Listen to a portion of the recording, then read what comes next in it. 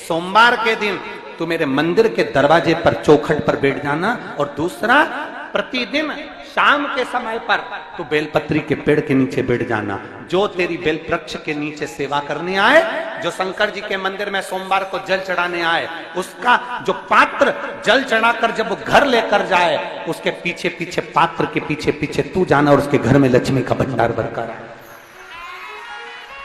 लक्ष्मी बेलपत्र के वृक्ष के नीचे तू विराजमान हो जा। उस बेलपत्र के वृक्ष के नीचे जो बुआरी लगाए, सेवा करे, चाकरी करे, एक बेटी को जैसे बड़ा करते हैं वैसे बेलपत्री के वृक्ष को जो बड़ा करे, बेलपत्री के वृक्ष का जो पालन करे, पोषण करे, उसकी संभाल करे, उस बेलपत्री के वृक्ष को जैसे जैसे वो उन्नति करे, वैसे वैसे उसके घर में समृद्धि बढ़ते जाए। उस जिसका खुद का मकान नहीं हो, खुद का मकान नहीं हो, किराए के मकान में रहते रहते जिंदगी बीत रही है, खुद का नहीं, और बहुत दुख का जीवन चल रहा हो, बहुत कष्ट का जीवन, बहुत अपना खुद का कोई मकान नहीं, मान लो प्लाट है पर मकान बन नहीं रहा, या कोई प्रॉपर्टी अपनी नहीं बन रही, तो हम इस व्यासपीठ से कहना चाहेंगे कि एक प्रयोग अवश्य करिएगा, एक प्रयोग अवश्य। अपने आसपास के 5-6 बेलपत्र के वृक्ष देख लीजिए, अपने आसपास के नजदीक के 5-6 बेलपत्र के बड़े बड़े वृक्ष देख लो, या छोटे वृक्ष देख लो। उन 5-6 वृक्ष को धीरे धीरे उनकी सेवा करना प्रारंभ करो, उन वृक्षों को बड़ा करना प्रारंभ करो, उन वृक्ष के नीचे सफाई करना प्रारंभ करो, उन वृक्ष को जल देना प्रारंभ करो, उन वृक्ष को आप खाद देना प्रारंभ करो, उन वृक्ष की सेवा संभाल करना प्रारंभ कर दो, उस वृक्ष के नीचे बुआरी काटना प्रारंभ कर दो, झाड़ू लगाना प्रारंभ कर दो, उस वृक्ष के नीचे सफाई करना प्रारंभ कर दो। उस बेलपत्री के 5-6-7 वृक्ष को आप गोद ले लो।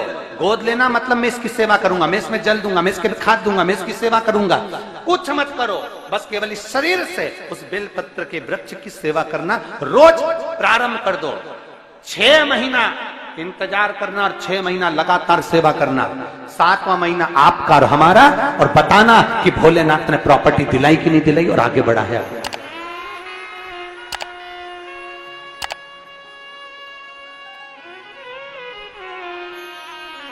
एक बेलपत्र का वृक्ष जिसके नीचे माता लक्ष्मी विराजमान होती है, एक बेलपत्र के वृक्ष के नीचे लक्ष्मी रहती है।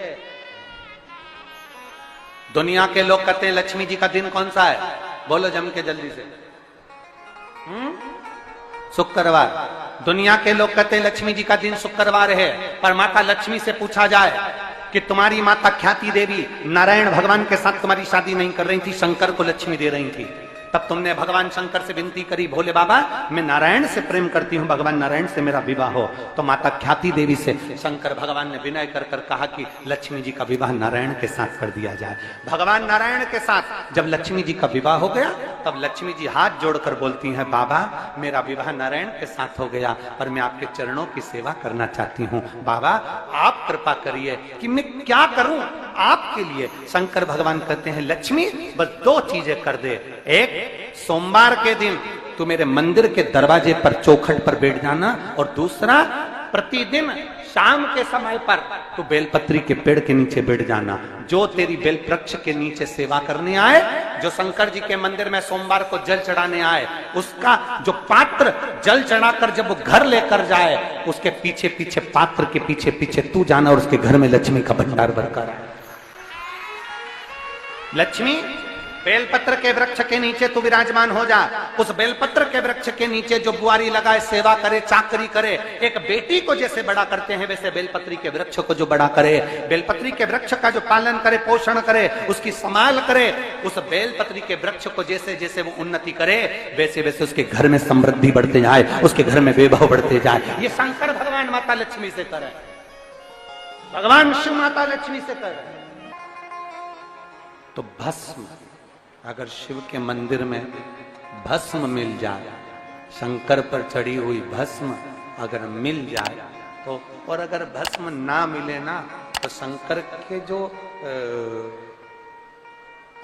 शंकर भगवान का जो शिवलिंग है, शिवलिंग के आसपास में जो जलाधारी है, यहां अगर भस्म ना मिले तो इस जलाधारी पर अपना हाथ स्पर्श कर कर अपने तन पर उसको लगाकर जरूर आओ। भस्म एक शंकर पर चढ़ा हुआ जल, दूसरे नंबर पर है शंकर पर चढ़ी हुई भस्म। ये दो स्पर्श जरूर, स्पर्श। एक भस्म का एक बड़ा सुंदर चरित्र आता है। दूसरा, जिस भूमि पर बैठकर कथा सुनो उसकी रज को अपने मस्तक पर थोड़ा सा लगाकर अवश्य जाओ, वो जीवन का एक आनंद है। और शंकर के मंदिर में जाओ तो दो चीजें अवश्य लेकर आओ। पहला, शंकर जी पे चढ़ा हुआ, जम के बोलो, जल अवश्य लेकर आओ। क्योंकि जब तुम जल लेकर आते हो, पात्र लेकर आते हो, तो मेरा महादेव लक्ष्मी जी को तुम्हारे पीछे पीछे तुम्हारे घर तक भेजते हैं। चढ़ी हुई बेलपत्र मत खाओ, लोग कहेंगे शंकर पर चढ़ा हुआ ये मत खाओ। हम इस व्यासपीठ से निवेदन करना चाहेंगे कि आप अगर दिल रखकर अपने बाबा से कहोगे ना, तो बाबा पर चढ़ा हुआ जो जल है ना, वो जल साधारण नहीं रहता। मेरा भोलेनाथ जब दुनिया को अमृत देता है तो तुमको भी अमृत दे देता है। दो चीजें कभी मत छोड़ो। अगर मंदिर में गए हो तो दो चीजें कभी मत छोड़ो। कथा में गए हो तो दो चीजें कभी मत छोड़ो। एक, कथा श्रवण करना। दूसरा, जहां कथा बैठकर सुनते हैं वहां की रज को अपने मस्तक पर लगाना। कथा सुनने के बाद आप यहां से जाओ, भले दरी बिछी है, आसन बिछा है, कारपेट बिछा है, उस पर अपना हाथ फेर कर उस रज को अपने मस्तक पर जरूर लगाओ। क्योंकि शिव पुराण में, भागवत पुराण में, स्कंद पुराण में, कुर्म पुराण में, नर्मदा पुराण में, लिंग पुराण में, नारद पुराण में, ब्रह्म वैवर्त पुराण में, जितनी भी पुराणे हैं, सब पुराणों में लिखा है कि जिस स्थान पर बैठकर हम भगवान की कथा को सुनते हैं, उनको याद करते हैं, जितनी देर हम उनको याद करते हैं उतनी देर वो परमात्मा उस स्थान पर बैठा हुआ रहता है। हाथ रखकर बोलना, शंकर भगवान से तुम्हारा रिश्ता कौन सा? शिव जी से आपका कौन सा रिश्ता?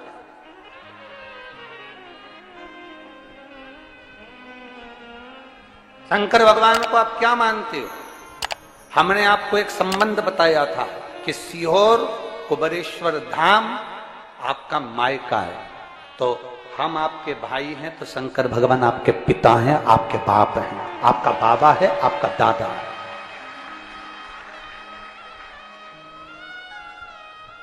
अब आपसे हम प्रश्न करें, उत्तर मेरी कुरुत की बहनें भी देंगी और मेरे जीजा उन भी देंगे और मेरी बेटियां और मेरे बेटे देंगे। आपसे प्रश्न करें, अगर बेटी को दुख होगा तो क्या वो अपने बाप से नहीं कहेगी? बोलो तो जम के। बेटी को तकलीफ है वो अपने बाप से ना कहेगी। बेटे को तकलीफ है तो वो अपने पिता से, अपनी मां से नहीं कहेगा, मम्मी मुझे ये तकलीफ है, पापा मुझे ये दुख है, मां मुझे ये तकलीफ है, पिताजी मुझे ये कष्ट है। क्या वो अपने माँ बाप से नहीं कहेंगे? क्या वो अपने माँ बाप से विनय नहीं करेंगे? और माँ, पिता, फिर उसके करीब में, उसके नजदीक में जो भी होता है वो माँ बाप निकाल कर उसको दे देते हैं, माता पिता उसको दे देते हैं। माता लोग कहते हैं कि शंकर जी पे चढ़ा हुआ जल मत पियो, लोग कह देते हैं शंकर जी पे चढ़ी हुई बेलपत्र मत खाओ। कोई इस बहन से पूछे, सुनीता सोनी से, कि शंकर पर चढ़े हुए जल से उसकी गांठ जो डबल से उसके शरीर में आ गई थी वो समाप्त हो गई, तो जरा विश्वास करिएगा कि एक बेटी अपने माँ बाप से ही तो कहेगी, और बाप के पास में जो होगा वही तो अपनी बेटी को देगा दुख को मिटाने के लिए। तो मेरे शंकर भगवान के पास तो उसका चढ़ा हुआ जल है। दूसरा, जिस भूमि पर बैठकर कथा सुनो उसकी रज को अपने मस्तक पर थोड़ा सा लगाकर अवश्य जाओ, वो जीवन का एक आनंद है। और शंकर के मंदिर में जाओ तो दो चीजें अवश्य लेकर आओ। पहला, शंकर जी पे चढ़ा हुआ जम के बोलो, जल अवश्य लेकर आओ, क्योंकि जब तुम जल लेकर आते हो, पात्र लेकर आते हो, तो मेरा महादेव लक्ष्मी जी को तुम्हारे पीछे पीछे तुम्हारे घर तक भेज देगा। 2 चीजें लेकर अवश्य आओ, और शिव पुराण में जाओ तो 2 चीजें लेकर अवश्य जाओ। पहले नंबर पर शंकर की कथा और अपने अंदर विश्वास कि मेरे महादेव की मैंने कथा सुनी है, अब मैं भटकूंगी नहीं। सारी दुनिया में मैंने ठोकर खा ली, अब कहीं ठोकर नहीं खाऊंगी, अब तो दरवाजे पर महादेव के जाऊंगी, बाकी की कहीं। दूसरा, कथा में बैठी हूं बाबा के इस रज को, ये रज नहीं है, ये धूल नहीं है, ये मेरे बाबा के कैलाश 12 ज्योतिर्लिंग का चंदन है, इसको मस्तक चढ़ाऊंगी अपने हृदय से।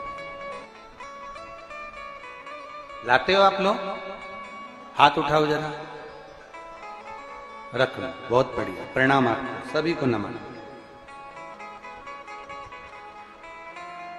2 बूंद जल लेकर आओ, पल्ला नहीं पियो तो उस जल को अपने घर में छींट दो।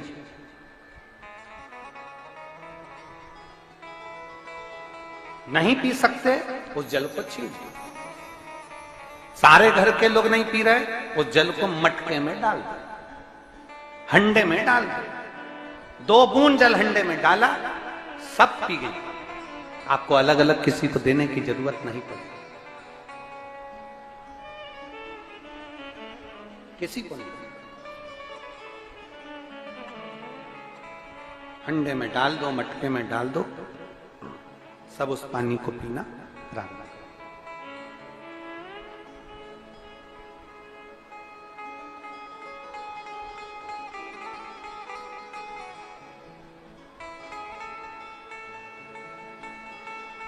उस जल के महत्व को जो बच्चों का दर्द नहीं देख सकते, जब माता पिता अपने बच्चों का दर्द नहीं देख सकते, तो देव अधिदेव महादेव तुम्हारा दर्द कैसे देखेंगे? वो भी तो काटेंगे तुमको, वो भी तो कष्ट मिटाएंगे। 2 चीजें कथा में जाकर ले। एक, जहां जगह मिल जाए वहां बैठकर कथा सुनो। धूप लगे, पंडालों की इतनी व्यवस्था नहीं हो पाती है, पंडाल लगाने वाले, टेंट लगाने वाले टेंट लगा लगा के थक जाते हैं, तो अपने साथ एक छाता लेकर चलो। 2 पानी की जम के बोलो जरा, बोतल, बिछाने की दरी अपने साथ लेकर चलो। लोगों ने उमा महेश की कथा अपने जीवन में धारण करी कि नहीं करी वो हमको नहीं स्मरण है, पर एक बात का स्मरण करिएगा, ये जो कथा चल रही है ये गौरी शंकर चल रही है। इसके बाद में जो अमलेश्वर में कथा है वो कौन सी है? समर्पण शिव महापुराण कथा।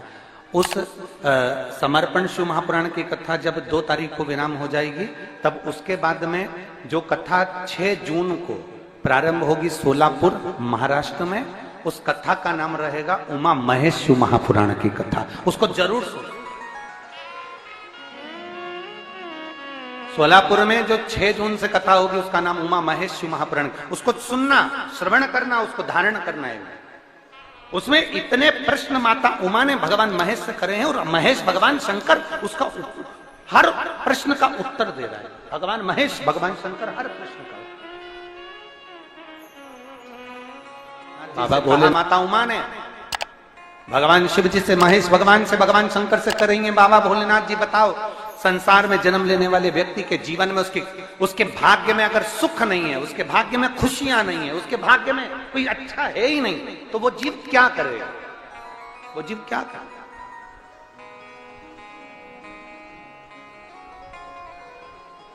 भगवान शंकर कह रहे हैं, पार्वती,